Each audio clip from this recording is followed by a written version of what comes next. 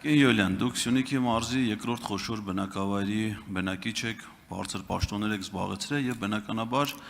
բազմաթիվ առիթներ եք ունեցել գնալու մարզկենտրոն Կապան եւ դա արել եք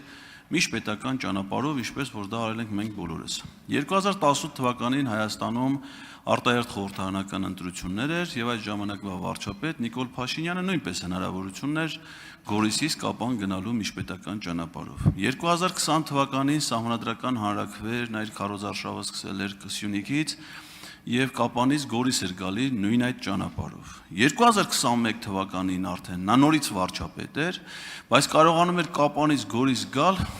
ռուսական զինվորների եւ ռուսական դրոշի ուղեկցությամբ։ Պատկերացնում եք, ասենք նսեմ ասման ինչ զգացողություն է յուրաքանչյուր հայ քաղաքացու մոտ, երբ որ գիտի, որ իր երկրի ղեկավարը երկրի տարածքում կարող է ճամփորդել միայն ռուսական դրոշի ուղեկցությամբ, որպեսզի անվտանգ լինի։ Իսկ 2026 թվականին այդ նույն վարչապետը նույն պաշտոնում այդ ճանապարհով առհասարակ երթևեկելու հնարավորություն չուներ, որովհետև այլևս ոչ մի դրոշ նրա անվտանգությունը չի կարող ապահովել։ Հիմա ընտրվելով հանձնաժողովի նախագահ, ես գիտեմ, որ հանձնաժողովները արտագնա այցելություններ են, նիստեր են կազմակերպում, այլ որ ձեզ խնդրեմ, կամ դուք նախատեսում եք կազմակերպեք 26 թվականի ուրախ ավտոբուսի ուղևորների այցելությունը Գորիսից Կապան միջպետական ճանապարհով։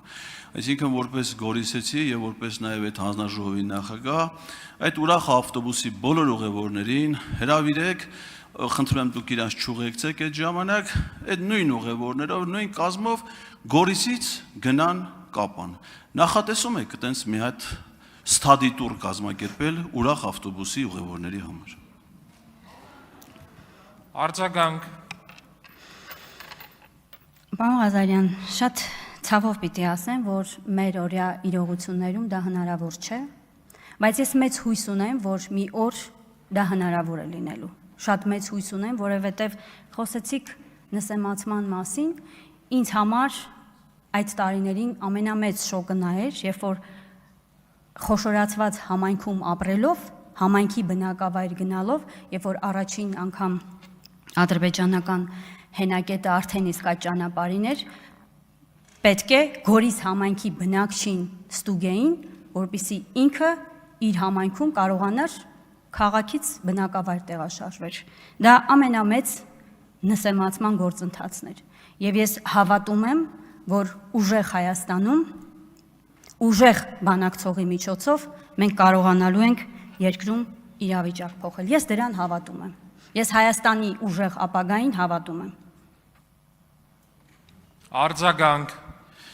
Տիկին Յոլյան, շնորհակալ եմ պատասխանի համար, միաժամանակ ուզում եմ հիշեցնել, որ 21 թվականին դեռևս ձևավորված չէին սահմանային հարցերի հանձնաժողովները, որոնք ստեղծվել են 22 թվականին, չկար որևէ քարտեզ, չկար որևէ պայմանավորվածություն, որևէ միջազգային պայմանագիր, իսկ նոյեմբերի 9-ի հայտարարությունը նախատեսում էր Կուբատլի եւ Զանգելանի շրջանի հայկական վերահսկողություն, որովհետեւ նախատեսում էր, որ հայկական զորքերը պետք է կանգնեն այն հատվածում, որտեղ այդ պահին նրանք գտնվում են։ Եվ եթե Աղդամի, Քարվաճառի, Լաչինի շրջանների հանձնման ժամանակը ցույց կար, ապա դա չէր վերաբերում Կուբատլի եւ Զանգելանի շրջաններին, այսինքն դա նաեւ ապօրինաբար է հանձնվել։ Բայց եթե ամեն դեպքում դուք այդ տուրը կազմակերպեք, խնդրում եմ չմոռանաք ուղևորներին տրամադրել կուկուռուզ, պերաշկի, թթու լավաշ, սուջուխ, խաշած կարտոշկա եւ ելակ։ Շնորհակալ եմ։ Հարգելի գործընկերներ, խնդրում եմ մի թվարկեք այն բոլոր առարկաները, որոնցով ուժեղ Հայաստանի ներկայացուցիչները տրակաշարք են բաժանել։ Սա նիստ է, չի կարելի։